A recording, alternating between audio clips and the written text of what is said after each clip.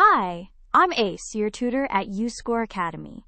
Let's learn measurement with standard units together, step by step.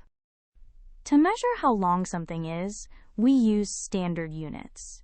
Inches and centimeters are the same size everywhere. That way, everyone who measures gets the same answer. A ruler is like a number line. Always line up the start of your object with the 0. Keep it straight with no gaps. Then your measurement will be just right. After lining up at 0, look at the other end of the object. Read the number it stops on. If the crayon ends at 4, it is 4 inches long. Let's measure a pencil. It starts at 0 and ends at 6 on the centimeter side. 6 minus 0 is 6, so the pencil is 6 centimeters long. Nice work! So we measure with standard units like inches and centimeters. Always start at 0 on the ruler. Then read the number where the object ends. That is its length.